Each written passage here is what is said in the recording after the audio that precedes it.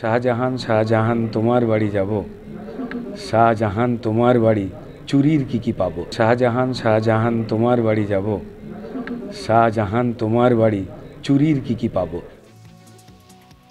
সন্দেশখালীর তৃণমূল নেতা শেখ শাহজাহানকে নিয়ে কবিতা বললেন বিজেপি নেতা রুদ্রনীল ঘোষ। তিনি বলেন, শাহজাহান শাহজাহান তোমার বাড়ি যাব, শাহজাহান তোমার বাড়ি চুরির কি পাবো।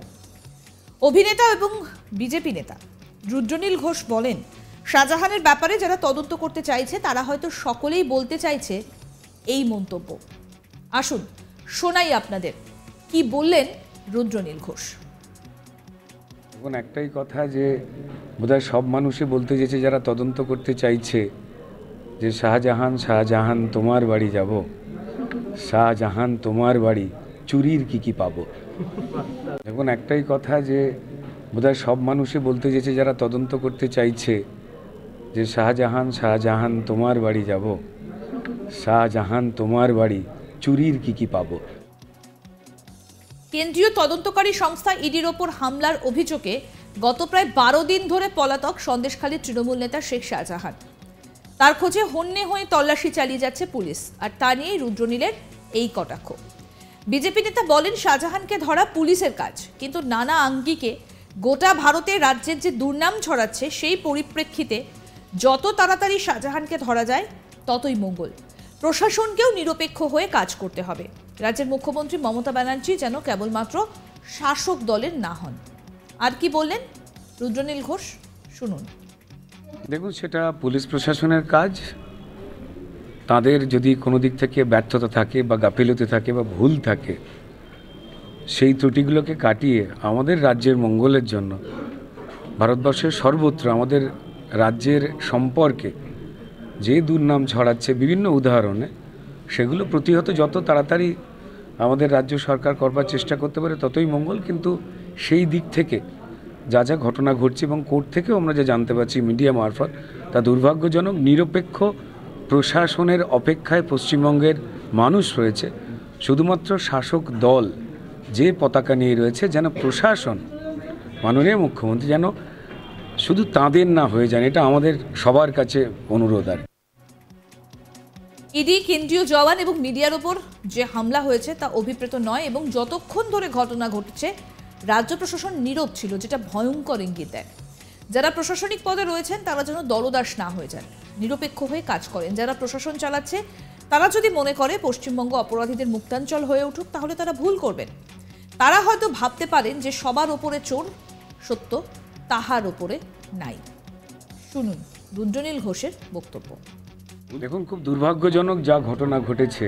আইন মেনে যে তদন্ত, সেই তদন্ত করতে গিয়ে আক্রান্ত হতে হয়েছে সাংবাদিক, জওয়ান এবং অবশ্যই ইডি আধিকারিক। তারা রক্তাক্ত হয়েছেন। এ তো কখনোই অভিপ্রেত নয়।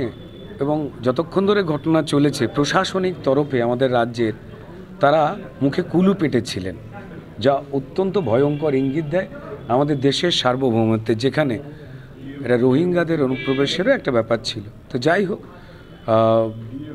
আমাদের যারা আদালতে যারা সম্মানীয় বিচারপতি রয়েছেন, তারা নিরপেক্ষভাবে সংবেদনশীলতার সঙ্গে সত্যের পক্ষে তারা লড়াই করছেন। আমরা যে দাবিগুলো তুলছিলাম, কার্যত দেখতে পাওয়া যাচ্ছে সেই দাবি বা অভিযোগগুলোর আঙুল সঠিক ছিল। আমরা চাই দ্রুত এই ধরনের যে কোনো প্রশ্রয় সেইগুলো বন্ধ হোক। যারা প্রশাসনিক পদে রয়েছেন পশ্চিমবঙ্গে, তারা যেন তার বর্ধির সম্মান করেন, চেয়ারের সম্মান করেন।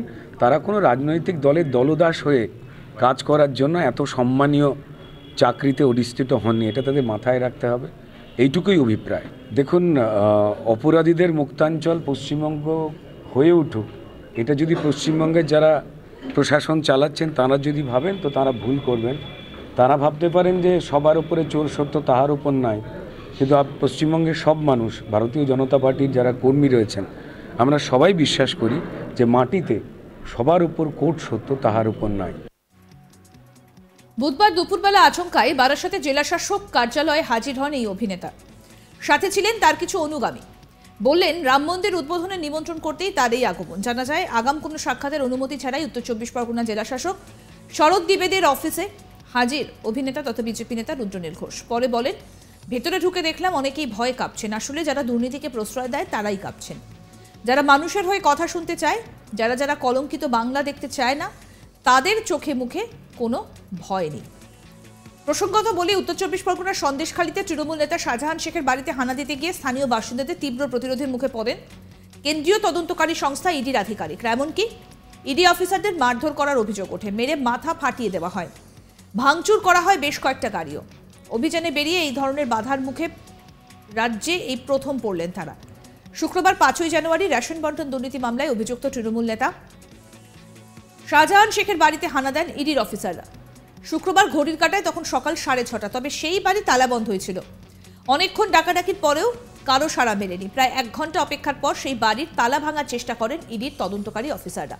আর তখনই ঘটে এই বিপত্তি। অভিযোগ, নিজেদের তৃণমূল কর্মী পরিচয় দিয়ে শাহজাহান শেখের বাড়ির তালা ভাঙতে বাধা দেন তারা। ইডির অফিসারদের ঘিরে বিক্ষোভও দেখাতে শুরু করেন। এরপরে পরিস্থিতি বুঝে পিছু হটেন ইডি অফিসাররা। কিন্তু বিক্ষুব্ধ জনতা এরপরও রণে ভঙ্গ দেননি। ইট পাটকেল হাতে রাস্তায় নামেন বেশ কয়েকজন। কয়েকটি রাস্তা অবরোধ করা হয়। টায়ারে আগুন ধরিয়ে বিক্ষোভ দেখানোর অভিযোগ ওঠে তৃণমূলের কয়েকজন কর্মী সমর্থকের বিরুদ্ধে। বেশ কয়েকটি গাড়িতেও ভাঙচুর চালানো হয়েছে। পুরো এলাকা কার্যত রণক্ষেত্রের চেহারা নেয়। আক্রান্ত হন বিভিন্ন সংবাদ মাধ্যমের কর্মীরাও। গোটা বিষয়টা স্থানীয় থানাকে জানিয়েছেন ইডি আধিকারিকদের সঙ্গে থাকা কেন্দ্রীয় বাহিনীর জওয়ানরা। উত্তর চব্বিশ পরগনার সন্দেশখালীর এই ঘটনা রাজ্যের জন্য একটা কালো অধ্যায় হয়ে রইল। সারা দেশের নিরিখেও এরকম ঘটনা আগে কখনো ঘটেনি।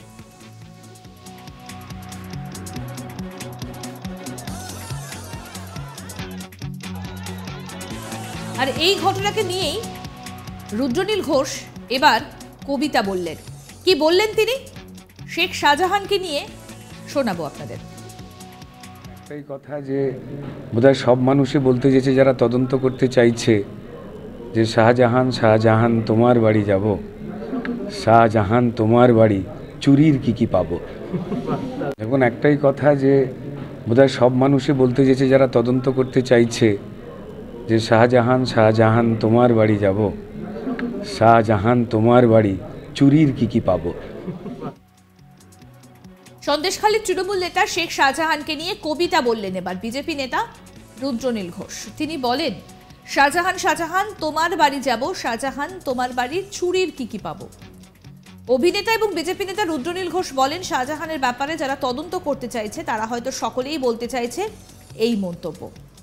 আর কি বললেন রুদ্রনীল ঘোষ, আসুন শোনাই। দেখুন, সেটা পুলিশ প্রশাসনের কাজ।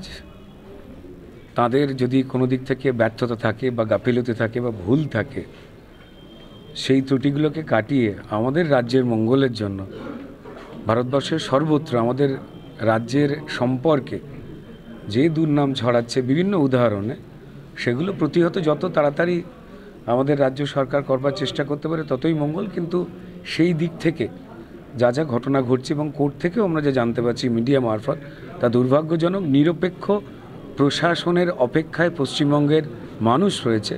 শুধুমাত্র শাসক দল যে পতাকা নিয়ে রয়েছে, যেন প্রশাসন, মাননীয় মুখ্যমন্ত্রী যেন শুধু তাঁদের না হয়ে যান, এটা আমাদের সবার কাছে অনুরোধ। আর আরো আপডেট পেতে আজ তাক বাংলার ইউটিউব চ্যানেল সাবস্ক্রাইব করুন, নোটিফিকেশন পেতে বেল বাটন অপশন প্রেস করুন। এই ভিডিও সম্পর্কে আপনাদের মতামত জানান, কমেন্ট করুন, শেয়ার করুন, হোয়াটসঅ্যাপে ফলো করুন আজ তাক বাংলা।